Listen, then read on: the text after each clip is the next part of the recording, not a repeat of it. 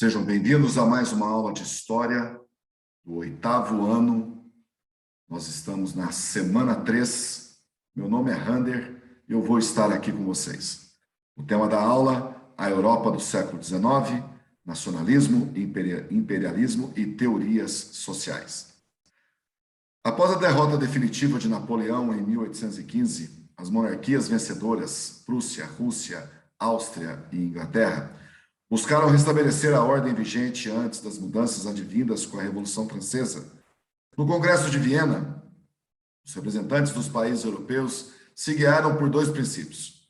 O princípio da legitimidade legitimava a volta do poder das famílias que reinavam antes de 1789, e o princípio do equilíbrio europeu, defesa do equilíbrio entre as grandes potências para evitar a opressão de uma sobre as outras. Essas monarquias vencedoras realizaram uma nova divisão territorial do continente.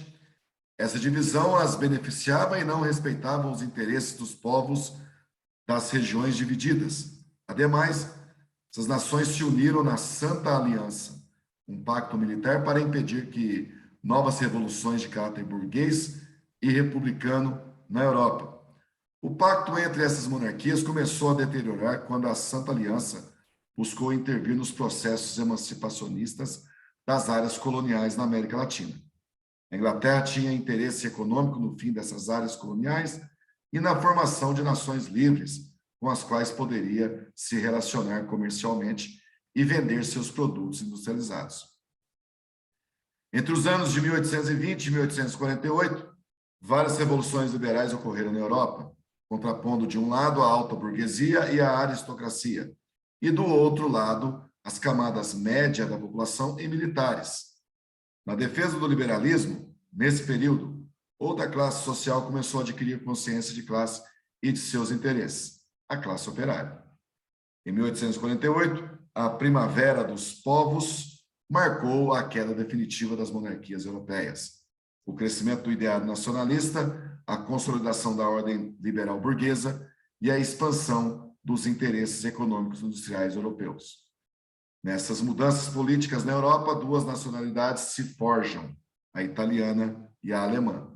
Esses dois povos são moldados nesse período e suas nações constituídas em 1870 e 1871, respectivamente, após vários conflitos entre os que defendiam a unidade territorial italiana e alemã e aqueles que preferiam a manutenção dos estados italianos e alemães separados, caso da Igreja Católica, no processo de formação da Itália. A formação de Itália e Alemanha e a formação dos estados liberais burgueses se associam densamente com a ideia de nacionalismo, sentimento de pertencimento a uma cultura, a uma língua, a uma religião e a um povo específicos. Nesse sentido, o sentimento nacionalista ganhou condição de ideologia política ao longo do século XIX e auxiliou a forjar a ideia de cidadania defendida pelos liberais contra a ideia de súditos sujeitos às vontades dos monarcas. A organização política liberal, associada ao nacionalismo e ao desenvolvimento industrial,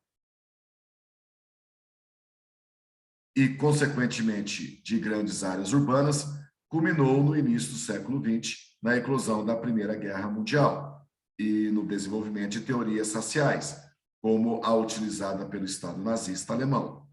O desenvolvimento industrial também provocou a corrida por áreas de exclusividade econômica para as nações industriais europeias, o imperialismo. O imperialismo europeu invadiu e explorou principalmente os continentes africano e asiático, criando novas áreas coloniais. As nações europeias, e no final do século XIX, Estados Unidos e Japão, fizeram isso objetivando a obtenção de matéria-prima, a exclusividade de um mercado consumidor e de investimento do excedente capital. Sob a justificativa de levar civilização e desenvolvimento industrial capitalista, as nações europeias, utilizando o argumento da superioridade racial branca e cristã, vilipendiou os povos da Ásia e África. Essa ideia de superioridade da raça branca era usada para justificar o porquê das invasões e divisões dos territórios entre as primeiras nações industriais. Em 1885, após a solidificação dos estados italiano e alemão, foi realizada a Conferência de Berlim, reunião em que representantes das nações imperialistas europeias retalharam e dividiram o continente africano em áreas de dominação econômica e política. Por fim, mas não menos importante, temos as teorias sociais que se forjam na consolidação das sociedades e economia capitalista. Na primeira metade do século XIX, tivemos algumas experiências de novas organizações socioeconômicas pautadas na igualdade e no uso coletivo dos meios de produção. Os idealizadores dessas novas sociedades defendiam que a burguesia, classe dominante do sistema liberal capitalista, com o tempo, iria gradativamente redistribuindo suas riquezas e formando sociedades justas e igualitárias.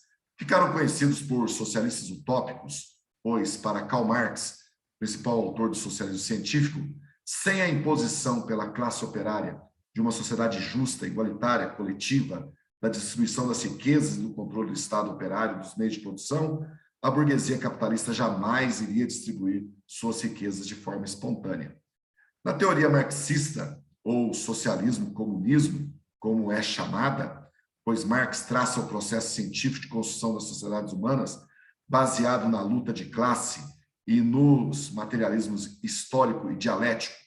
Para Marx, a burguesia é a detentora dos monopólios de produção e os operários são aqueles que vendem sua força de trabalho e geram riqueza burguesa em troca da sobrevivência.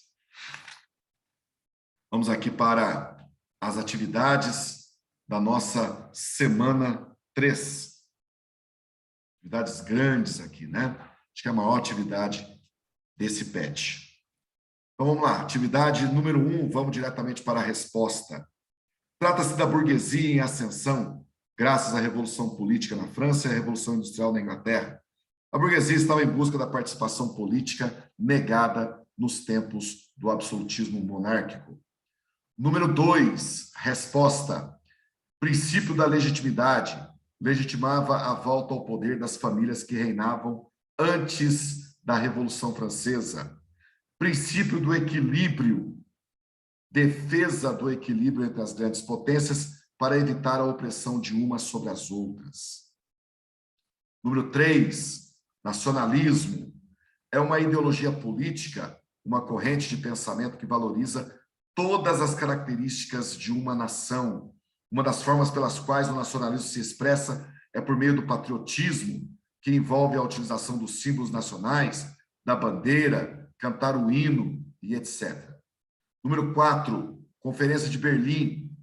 Foi um evento que ocorreu entre 1884 e 1885, com a participação de Itália, França, Grã-Bretanha, Dinamarca, Espanha, Estados Unidos, Alemanha, Império Turco-Otomano, Portugal, Bélgica, Holanda, Suécia, Rússia e Império Austro-Húngaro.